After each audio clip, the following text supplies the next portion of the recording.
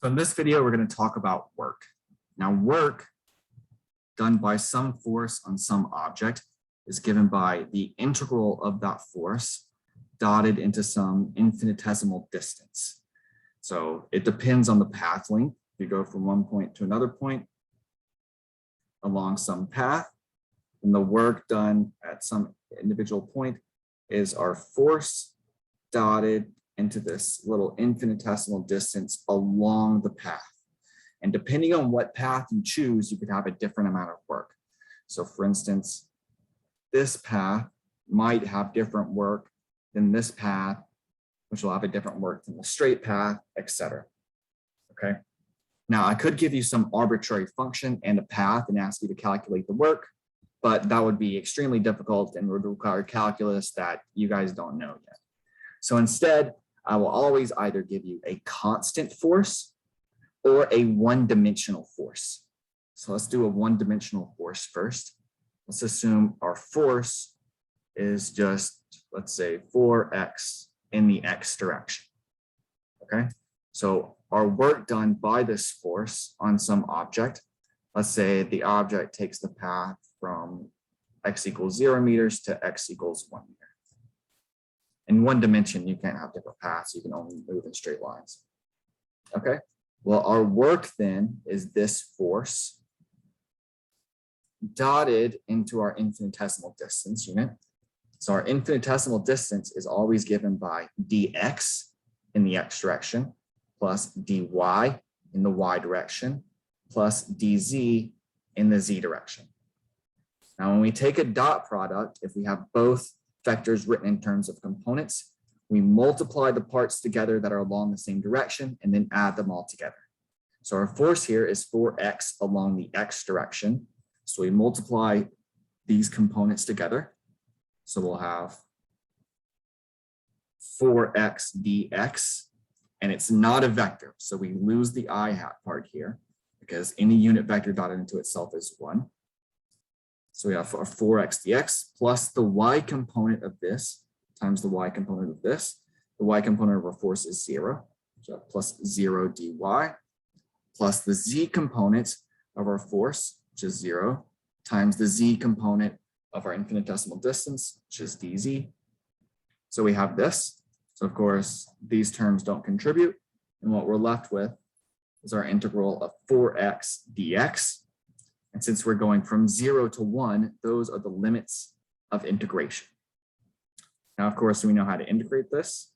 We get 4x squared over 2, evaluated from 0 to 1. So when we plug 1 in, we have 4 over 2, which is 2. When we plug 0 in, we get 0. So 2 minus 0 is 2, and it's joules. The units for work are joules. Okay. All right. Now, the other thing that we could have is a constant force that doesn't change directions.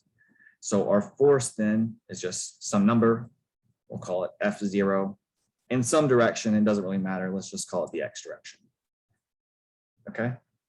So when we take our work then, it's our integral of our force, which is F naught I hat, dotted into our infinitesimal distance unit, which once again is dx along the x direction, plus dy along the y direction, plus dz along the z direction. Now, just like before, this will only pick out the x component. And so our work is our constant force times dx. And so since the force is constant, you can pull it out, and what we'll be left with is F times delta x. So in other words, it's the part of the force which is along the path length times the path length.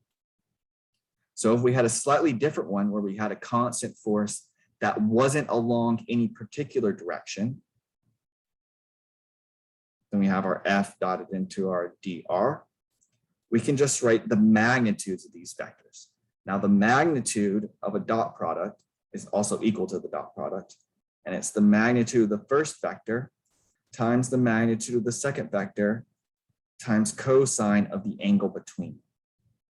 Okay, now if our force is constant, that means our angle is constant and our force is constant. So these things can pull out. And so we're left with F times cosine of theta times dr. So in other words, this is F cosine times d, where d is the actual distance that is traveled. So if you have a constant force, your work is given by the force applied times the distance that has been moved times cosine of the angle between. Okay. Now, a good example here is friction. So if you have some object that's on a horizontal surface or a curved surface, it doesn't matter. If it's moving in some direction, friction always opposes it. So it always points in the opposite direction.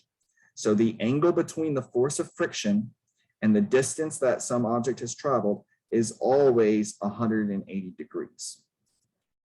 Cosine of 180 is -1. So the work done by friction is always negative the force of friction times the distance that the object has traveled.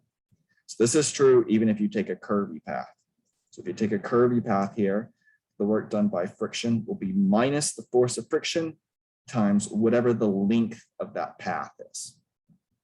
Okay, now friction always has a negative work. Now, one thing that we know about work is if you take the net work, so this is all of the works added together, or equivalently, it's the work done by the net force. That's the same thing. So you can either add all of the individual works together that are done on an object, or use the net force in our formula. The net work done on some object is equal to the change in the kinetic energy. Now remember that kinetic energy is given by 1/2 mv squared.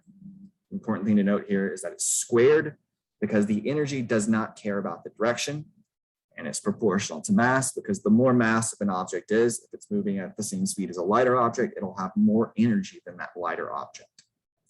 And so if we plug this in here, we can see that our net work is equal to 1/2 mv final squared minus 1/2 mv initial squared. Okay. All right. So as an example, we can take some mass. Let's say it's 2 kilograms, and it has a constant force of tension of 4 newtons applied to it. And the coefficient of kinetic friction between the block and our ground is, say, 0.2. And we want to use work to find the change in the kinetic energy. So let's say it was initially moving at 12 meters per second, and the box is drug over a distance of 7 meters. And so we want to know what is the final velocity. Okay.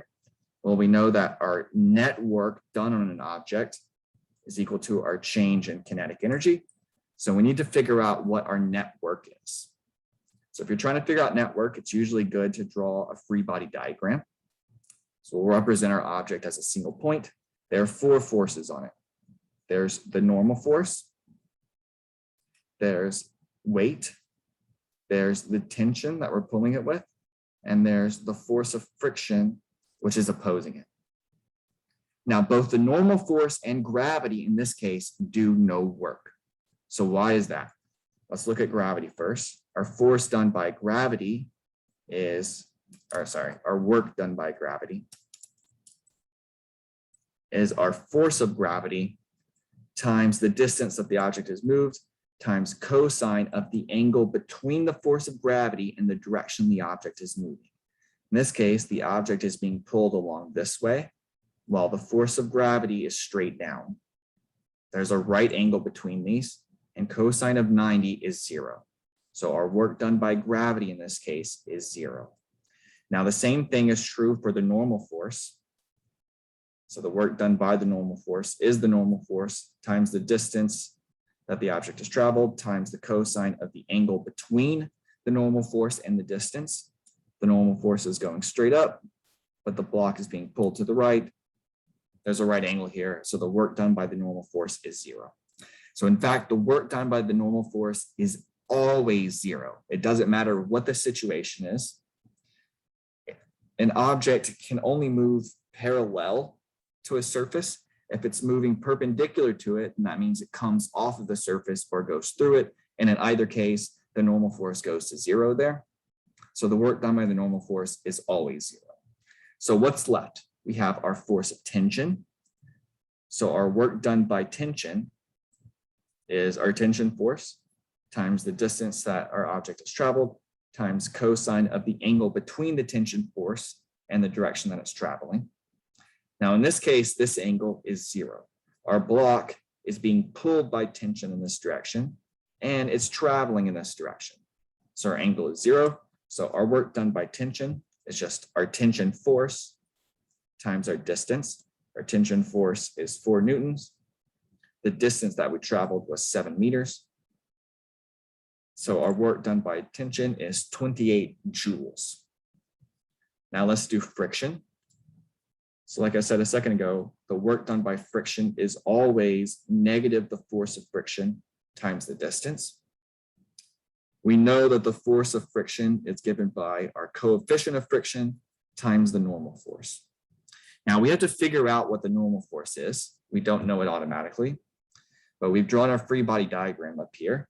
If we sum the forces in the y direction, we see that if we use our regular coordinate system, our normal force is going along the positive y, our weight is going along negative y, and this has to be equal to zero. Why? It's not accelerating perpendicular to the surface. It stays on the surface and slides, so the acceleration in that direction is zero.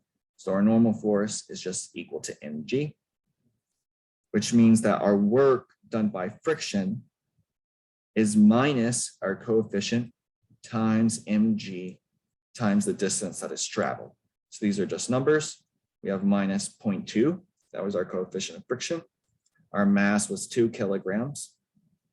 Acceleration due to gravity is 9.81 meters per second squared. And the distance that we traveled was our 7 meters. So if we plug that together, then we get what?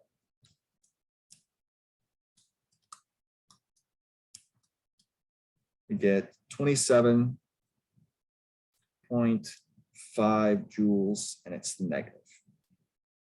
Okay.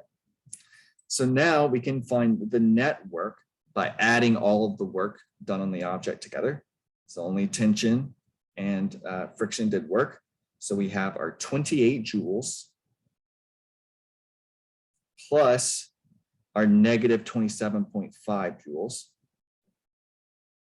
So together we have 0.5 joules of net work done, okay? And that's equal to our change in kinetic energy.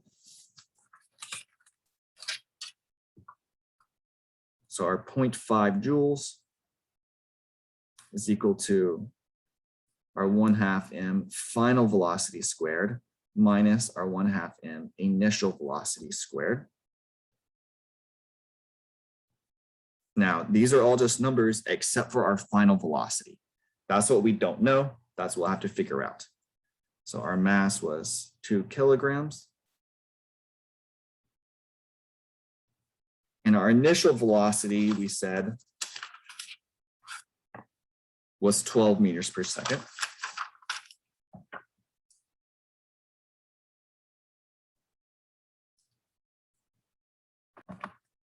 Okay.